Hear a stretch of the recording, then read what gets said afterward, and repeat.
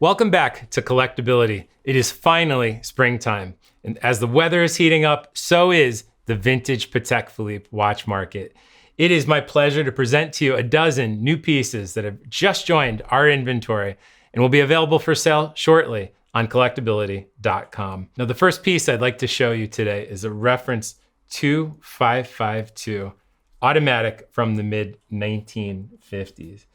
The reference 2552 is one of those classic Calatravas that collectors love to actually wear. It's automatic, as I said, and one of 14 references with the caliber 12600, the same caliber that we see in the reference 2526. The next piece I'd like to show you is a reference 2555. It may be small, but it has a lot of punch for 32 millimeters. The case is made by Grail.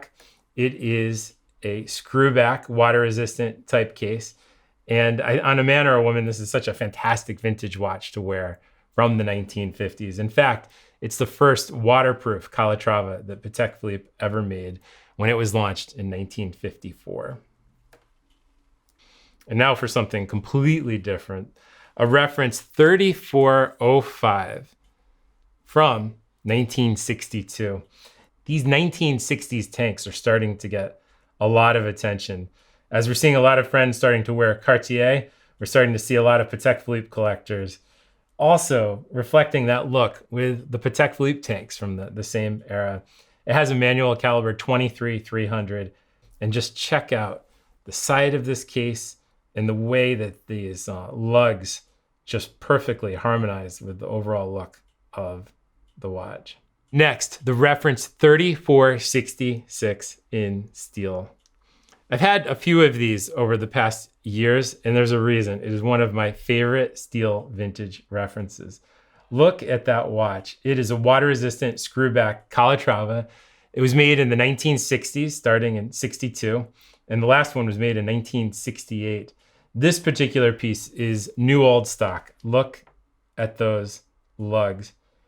I have the original hang tag, the original box, and this 3466 is ready for its new owner. At Collectability, there are certain pieces we will never forget that we had in inventory. And this reference 3448 is one of them. I just wish I could keep this watch, but it is here for you, available for sale. This was the only perpetual automatic made in series by any company all the way up until 1980. When this was out in the 1970s, it retailed for just under $3,000. And today, prices are approaching and exceeding $200,000 quite easily. Next, we have a reference 3604 from the 1970s. Originally, this dial would have been brown, as they described it as autumn gold, but it's aged to this almost iridescent lighter brown color that is so unbelievably attractive. And the reference 3604 is called the Golden Circle. And you can see how it is clearly related to the ellipse. But this is the largest vintage watch that we see until the Beta 21s. This is incredibly large for a vintage piece. It's 37 by 37 millimeters. And here we have another personal favorite. This is a reference 5115 in yellow gold. These are the modern porcelain enamel watches that really kind of the torch was passed from the reference 2526 to the 5115. And when this came out in the early 2000s, people lined up to buy them. And today I could still see them on many wrists of the original owners. Take a close look underneath 6 o'clock and you'll see it says EMI. It doesn't mean it has email. It means it's an enamel dial. After this watch was out for a few years, Patek Philippe actually changed the wording underneath 6 o'clock to say Cadron Swiss EMI for Swiss enamel dial. And these early versions that just say EMI are still very, very desirable. The last piece on this tray is a reference 3940. However, this 3940 is quite special. It's just back from Patek Philippe service in Geneva. It's ready to wear, and the watch is approximately 20 years old today. And this neo-vintage classic is absolutely beautiful to wear. And Collecting circles are going crazy about the 3940 today, and we're seeing prices going very quickly upward. There's been a lot of talk recently about ladies' vintage sports watches, and a lot of that conversation is around this reference right here, the reference 4700. These were made in steel, gold, and in this case, two-tone. You can see how it has the gold central links and the gold bezel. And I love this white dial with Roman numerals. It's a quartz movement. It's a caliber E19, ready to wear, just serviced. And this is the kind of Patek Philippe vintage watch you could just put on your wrist and not have to worry about it. Here I have a reference 3900, unpolished, with a very unique dial, the white dial. We see these with dark dials pop up from time to time, but we never see this version with a white dial, because this is a reference 3900 line 1A.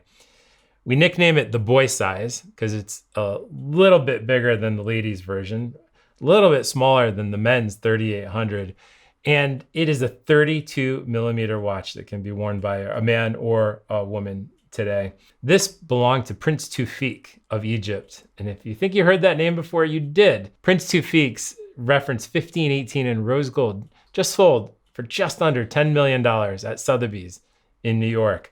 And when the Sotheby's team found that reference 1518, this exact watch, this reference 3900, was in the same box.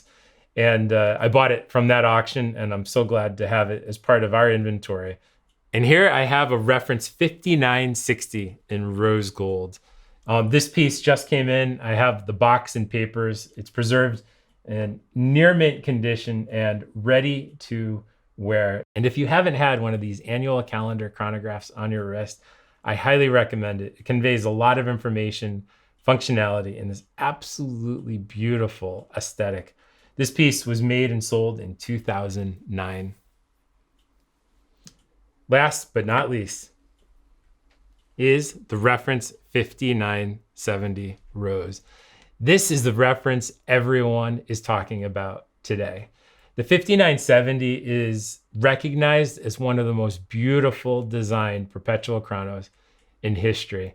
For Patek Philippe collectors and watch collectors in general, the 5970 is the grail watch. And we're seeing it with the increased price points. They're going up day after day and week after week. And this watch isn't quite vintage, but it's no longer in production. This particular 5970 was made in 2007. The reference is discontinued, and you have to be quite cautious when looking for your next 5970 because you want to have an example with box, papers, extra case back, and don't forget the stylus. And of course, this particular piece checks all the boxes and is available. Just let us know at Collectability if you would like a 5970 in your collection. Thank you so much for joining us today. The 12 pieces we just looked at is just a small sampling of the new inventory that you'll be seeing on Collectability soon. In fact, we have over 60 new additions to our inventory, and we're going to be slowly offering these on the site. So please check the site every day. You never know what you're going to find. If you enjoyed this video today, please like and subscribe on Instagram, YouTube, and also TikTok. And until next time, enjoy the hunt.